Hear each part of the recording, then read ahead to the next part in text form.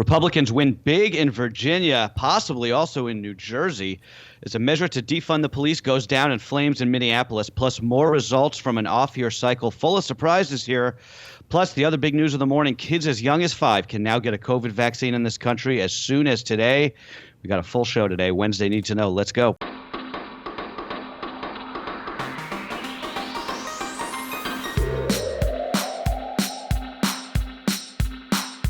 Good morning. This is Cheddar's Need to Know podcast for November 3rd, and I am Carlo Versano here once again with the Big Mac himself, Baker Machado. Oh, yeah. Hi, Carlo Versano. Happy hump day to you. I've always wondered, have you ever taken part in Movember? Because I feel like you could really pull off a mustache. Oh, I wish. No, I don't really grow facial hair. It's really a shame. I wish that I could. Been the case your whole life? Yeah, I just, I'm very fair skinned and I'm blonde. So like when I don't shave, it looks like I just look skeevy and dirty. Yes. I don't. Can you grow it? You could probably grow a mustache, right? I have before. I actually did one time on this network. I grew a mustache, and actually, weirdly enough, I hosted a show with Joe Wagner, and I actually feel like I pulled the mustache off, but the higher ups of the network did not think I pulled it off. So it lasted. It lasted maybe a few hours. But listen, I was serving hot daddy realness that day with that mustache. I think mustache is a good look. My dad's been rocking one my whole life, and it's worked out for him. Same with. By the way, Baker. No, I was just gonna. I didn't mean to cut you off. I was just gonna say, I have one request for you today? Yes. Try not to curse. Is that possible? I'm sorry. Yes, a lot of listeners have reached out to me. Which, by the way, the listeners on this podcast are amazing. I probably get so many great compliments for the people on this podcast that listen to it. But yes, the number one complaint I got was, "Hi, you swore. Can you please stop swearing on this podcast while I'm trying to get my news?" So yes, I think two in a row, Baker. 2 days in a row you've cursed. So let's try and keep the profanity to a minimum here. Not that I have a problem with it. No, it just makes my life harder. Show. This is a family show. And with that, Carlo, we have so much news to dive into. So let's start with the election results. Starting with the great Commonwealth of Virginia, Republican Glenn Youngkin defeating the Democrat Terry McAuliffe to become Virginia's next governor, the first Republican candidate to win stateside in a dozen years in that state. The Virginia results show that Youngkin won by threading a very tough needle. He appealed to suburban voters who were put off by Donald Trump, but he also appealed to the Trump base with the Republicans as well. Youngkin's campaign focused heavily on educational issues, and exit polls showed that independents broke for him late, especially in the suburbs. His lieutenant governor is going to be Winsome Sears, a conservative Republican and a military veteran who is projected to become the first female and first woman of color in the number 2 job in Richmond. So the polls seem to be pretty accurate, at least in terms of where we were going at in terms of yesterday, Carlo. Meanwhile, the other governor's race on the ballot yesterday in New Jersey, still too close to. Well, yeah, we don't know yet. It's too close to call this morning. But that's a very bad sign for the incumbent, the Democrat governor, Phil Murphy. He was seen as a shoo-in. It had tightened in the last couple days. He was still projected to win. He still may easily win.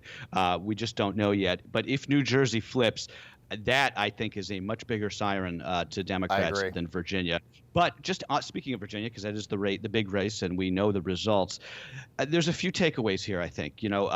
So in that state, the party that hasn't been in the White House has won all but one governor's race since the 1970s. So that's sort of what they call a thermostatic backlash, right? In off-year elections, suburban voters in states like Virginia particularly tend to vote against the party in power. So that's not that surprising. It's a little bit surprising that McAuliffe seemed to be so ahead and then lost so much steam. Yeah, totally.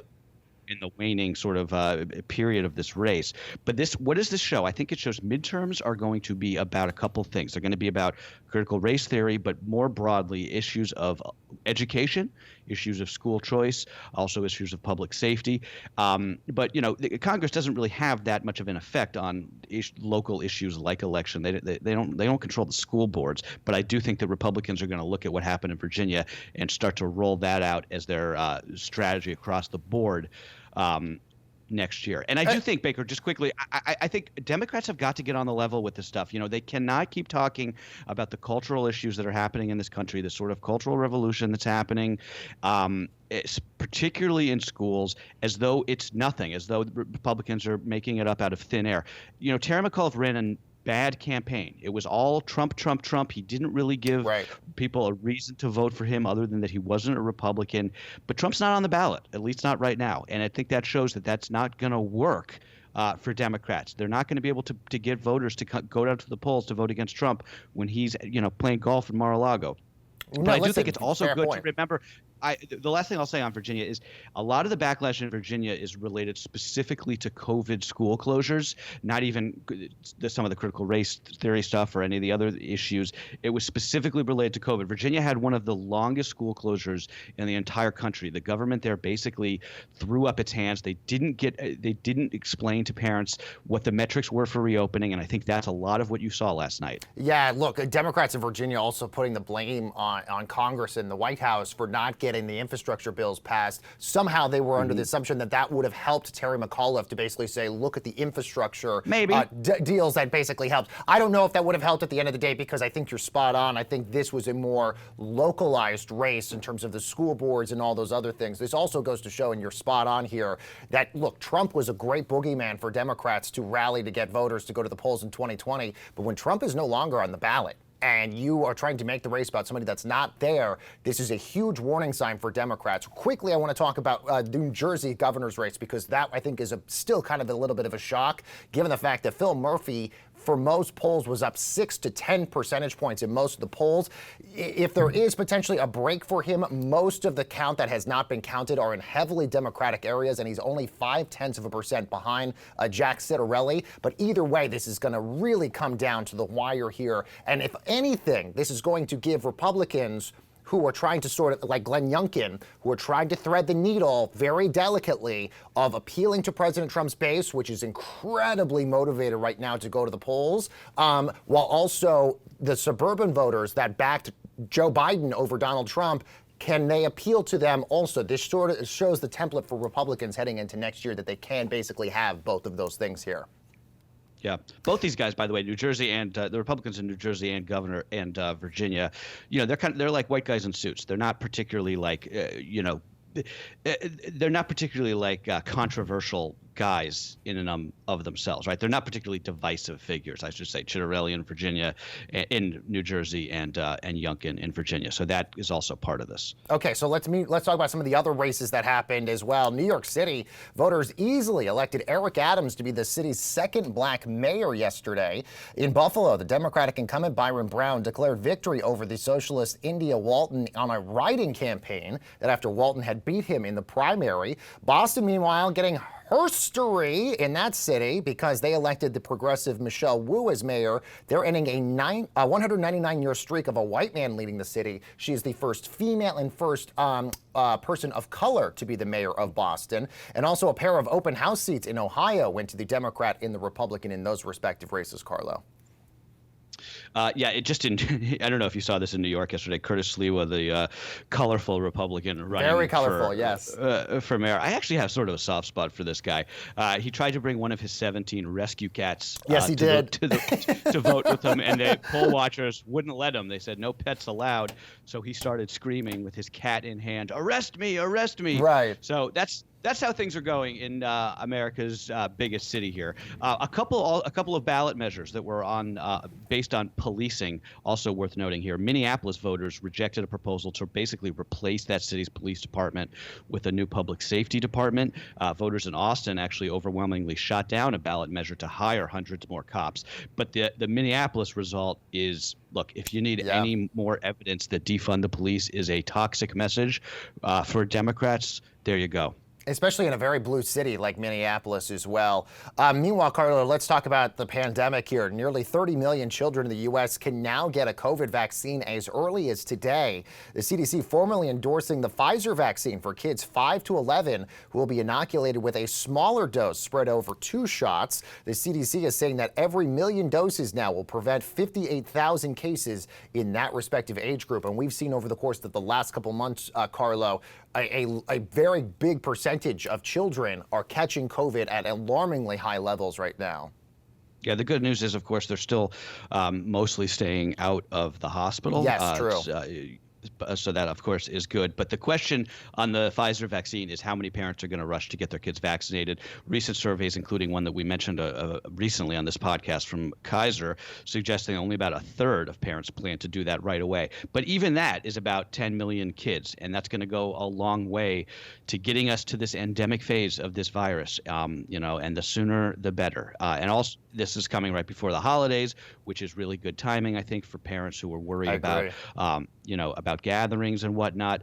So I think this is I think a lot of parents in this country are breathing a sigh of relief this morning with this news out of the CDC. Absolutely. My niece, who I'm seeing later this week, we've been eating outside with her since basically the start of the pandemic. And I know her parents incredibly happy for the first time that she, one, will get inoculated, but B, that she can finally join us inside in the winter months when we're having dinner. For sure. Because again, that is just one thing that is always, percolating on so many parents' minds right now. Let's talk about the World Series. We got a champ now. The Atlanta Braves, World Series champions for the first time since 1995. The Braves cruised to a 7-0 win over the Astros in Game 6 in Houston in a remarkable comeback for a franchise that was stuck below 500 as recently as August. And by the way, the Braves have had some really bad couple seasons, before this, but really just stockpiled on some really good young draft picks, a very young team. So if anything, the Braves set up for success for a long time to come, Carlo. Really exciting team too. Last night, the big moment was Atlanta's Jorge Soler put just an exclamation point on this season, hitting a monster 3-run dinger that actually left Minute Maid Park in Houston. He hit it out of the park, quite literally. Atlanta pitcher Max Fried threw 6 shutout innings to close the series.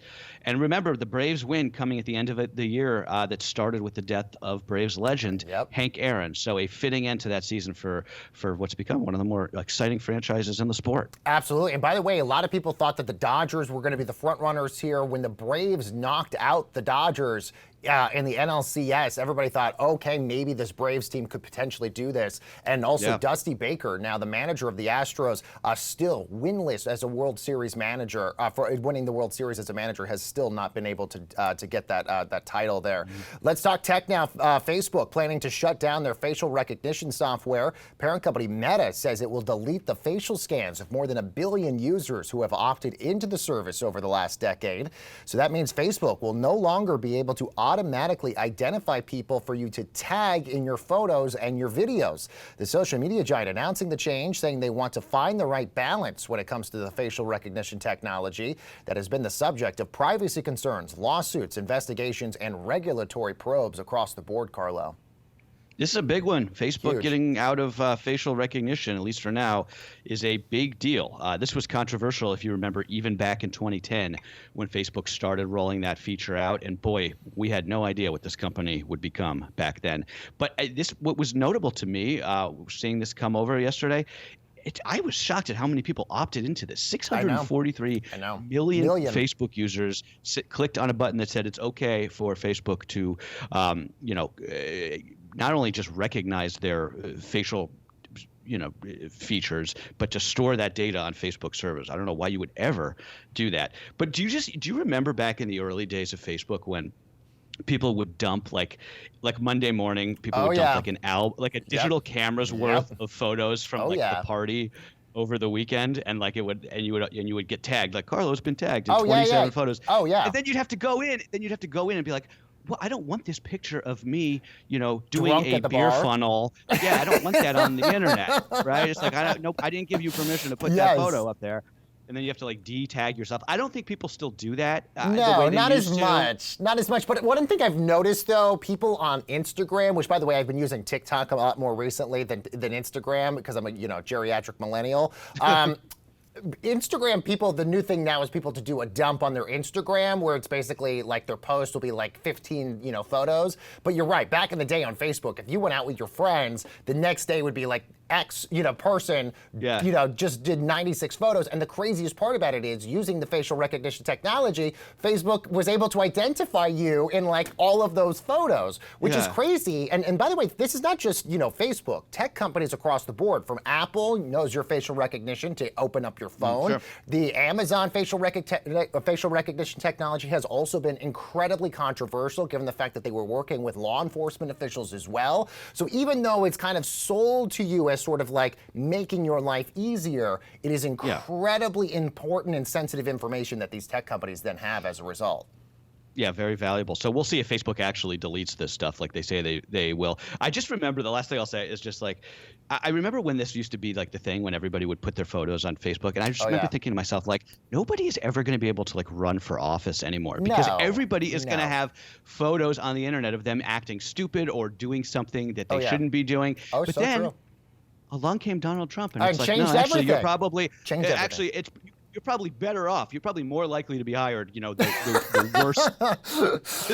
worse your internet footprint is. You bring up such a funny point because, like, I remember when Mitt Romney ran for president, and he had said that he had his dog like strapped to the top of the car, and then he had his binder full of women, which was basically him saying that he, it was a Rolodex of women that he was going to hire, but the binder full of women comment was so bad back against Barack Obama that people thought, oh, he's done for as a result. And then open up the door for Donald Trump, and everything changed afterwards. Yeah, right. All right, speaking of the metaverse, let's talk about the metaverse here for a moment, because Microsoft now working on its own version of the metaverse, complete with Excel and PowerPoint. At least we get that in the next phase of the internet. The company joining Facebook in the metaverse race with a plan to build out a virtual world inside their Teams software specifically designed for office workers. Teams also getting 3D avatars that can be used in both 2D and 3D virtual meetings. That is a replacement for your real face for those days when you really just don't feel like turning on the webcam, Carlo. You at least have an avatar that at least looks funky and fun. Yeah, so fun. Just what this made-up technology needs is PowerPoint. It's like, okay, great. I was watching this sort of like Microsoft, presentation yesterday. Which I loved it. It was so good. These things are so funny to me because they have these mock-ups of, and they do this in the commercials too, like the commercials for Zoom or for Google Hangouts, and they have these mock-ups showing like your computer screen with everybody in the virtual meeting and like their little Brady Bunch boxes, and everybody is like perfectly coiffed, and they are like sitting in front of like modernist furniture, and they're perfectly lit, and it's like, we all know that that's not what these meetings actually look like in real life. Like, we've all been doing this now, maybe like 2 years ago when sort of like virtual video conferencing was kind of a, something that not everybody had been doing a lot of. Oh, no, we're in a dingy apartment. But I mean, go on a virtual meeting, you got half the people's cameras aren't on. Right. You got one guy who's, broadcasting in front of his like disgusting studio apartment with like dishes in the background. You've got a lady with her toddler, racing behind her, trying to work. You've got some guy who's like, his webcam is pointing up his nostrils. Like, then you got Jeffrey Toobin. You basically got the whole gambit of different things. And I loved so much. Really quickly, I just want to say one thing just on your point. What I love about the metaverse commercials we've seen from both Facebook and Microsoft is the array of different avatars that people are choosing. Some look like normal people. Some literally look like cartoon characters. Some literally are like dragons and animals and stuff like that. Can you imagine your next important meeting, like with HR or whatever, and the person on the other end is like, a Super Mario Brothers character? I would fire that person if they worked for me. Seriously. This is a workplace, people. We're here to do work. Oh. But I love it. And this is, so I just love sort of what the next iteration of our lives with the internet is basically going to become. And then the next question will be, my mom's going to have to help me, or I'm going to have help my mom set up her avatar, which is going to be my next thing I'm going to love so much.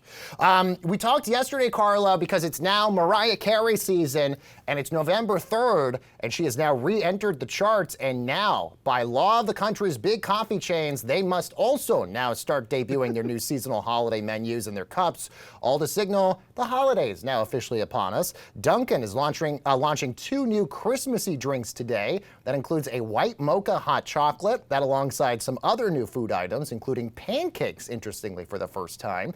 Starbucks still hasn't released their holiday cups or their menu just yet, but food bloggers out there are saying that it might happen tomorrow, and it may include a new sugar cookie almond milk latte. Have you ever heard, Carlo, of this thing called Thanksgiving? It is becoming a less and less relevant thing in our culture because of the holidays now. It is amazing. It used to be that the holidays, you really didn't get a sense of the holidays starting until Black Friday. That was always the day. Black Friday was the changeover. Now it's like November 1st. Oh, it's yeah, crazy. I don't even think we have Halloween anymore. Like, I'm surprised that Christmas has not already started before Halloween. Yeah. I admit to being a sucker for some of these Starbucks holiday drinks. Yes, I have to say that the gingerbread latte in particular, which is embarrassing because I consider myself somewhat of a coffee snob. I was a barista. I make a big deal about how I make my coffee, but then I'll go out and get one of these novelty drinks, which is kind of lame. Do you know what the best part is? I'm the same, but I would never tell anybody. That's the funniest part. It's like my deepest, darkest secret. Like, I would rather tell my husband I'm having an affair on him than having a pumpkin spice latte. Yeah. Well, we're all about honesty here. I do love a good Starbucks cup controversy, though. It feels very sort of like quaint right now. But do you remember that back in the a few years ago, people would get like on cue, they would get upset about the Starbucks holiday cups, like they weren't religious enough. Oh yeah, or they were too religious. Yes. There was like this very difficult middle ground, and as somebody who worked at Starbucks when they were in college, I experienced a lot of that as well. So yes, it's sort of like this weird middle ground because then Starbucks was like, oh, we'll go to green cups, and then people are like, why are you getting rid of the red cups then? Because are you insulting those of us who celebrate Christmas? Then they brought out holiday blend instead of Christmas blend, and people were offended by that also. It's amazing what people will get worked up about. Okay, anyway, more to know before we go, Baker. What we Yes, got? indeed. President Biden angrily calling out Russia and China for blowing off the COP26 climate summit. He accused Vladimir Putin and Xi Jinping of failing to show leadership when it came to the climate crisis, Carlo. Interestingly, Xi Jinping has still not left China since COVID. He hasn't gone. Yeah, he hasn't left that country for almost 2 years now. Meanwhile, in Las Vegas, the Raiders wide receiver Henry Ruggs III, he's being charged with felony DUI resulting in death after a fiery car crash near the Vegas Strip. According to police, Ruggs was behind the wheel of a Corvette that crashed into a Toyota RAV4, which then caught fire. The driver of the RAV4 died. Ruggs and his female passenger were severely injured. He has since been released by that team. Oh, what an awful story, Carlo. Yeah. Meanwhile, we were talking about Zillow yesterday after they said that they would offload thousands of unsold homes in its inventory. The company now says they'll shut down that business entirely and also lay off 25% of their staff. The foray into algorithm-based home buying looks to have cost the company $550 million. A lot of money there. I remain fascinated by this just because it's like I remember when they started doing this, I was like, there's no way this is going to work. The home buying process cannot be like algorithm based. Like there's too much friction. There's too many stakeholders. It's too complicated. Way too much overhead. Yes. Yeah, exactly. I was right, as always. No, the Federal Reserve kicking off a meeting today in which they're expected to announce they're going to start tapering the bond buying program that basically kept the U.S. economy from collapsing during the pandemic. So keep an eye on the markets today. It could get ugly out there. Yes, indeed. The safeguards basically getting pulled back just a little bit there. Meanwhile, workers over at John Deere have rejected the company's contract proposal for the second time, now extending that strike indefinitely as Striketober becomes Strikevember now, Carlo. Strikevember. It doesn't really roll off the tongue. No, but like or Movember, but we're going to make it work. I feel like we can make it work. We'll massage it a little bit. Kellogg's workers also still on strike out there. The labor issues in this country, really something to watch. And honestly, Democrats, they should be running on this kind of thing instead of whatever the heck it is that they're doing out there. You have a massive labor movement happening in this country. And do the Democrats even know? Like, they're supposed to be the party of workers. At least during my life. Has Biden even come out and said anything about these strikes? Has the White House put out any statements in solidarity with these workers? It's mind-boggling. And Biden was supposed to be the most pro-union president we've ever had. He came out and endorsed the unionization effort with Amazon in Alabama. And you're absolutely right, Carlo. I feel like this is a missed opportunity for Democrats. I don't know. I really don't know what they're doing right now. And finally, this one looks good to me at least. Matt Damon and Robert Downey Jr. signing on for roles in the new Christopher Nolan movie, that movie called Oppenheimer. It's a biopic about the development of the atomic bomb and the man who invented the atomic bomb, Robert Oppenheimer. Cillian Murphy has been cast in the lead role. This film due out in summer of 2023. And it's the big drama with all that, Christopher Nolan fighting with Warner Brothers because they put Tenet, his other film, on HBO Max. So this essentially put his movie up for grabs for other production companies to basically get because of that fight with HBO. That'll be a nice take. Tenet was not good, but I still am a Chris Nolan. His stuff is the best. And by the way, he's still my favorite Batman director too. Best one. I agree with that. Okay, Baker. Well, on that note, a lot of news today. We sort of went off the rails, but that's okay. That's what we do. You didn't curse. That's what matters. Yes. One day progress, guys. I'm working on it. Okay. All right. Thank you, guys. Have a great Wednesday. That's what you need to know for November 3rd. We'll see you tomorrow.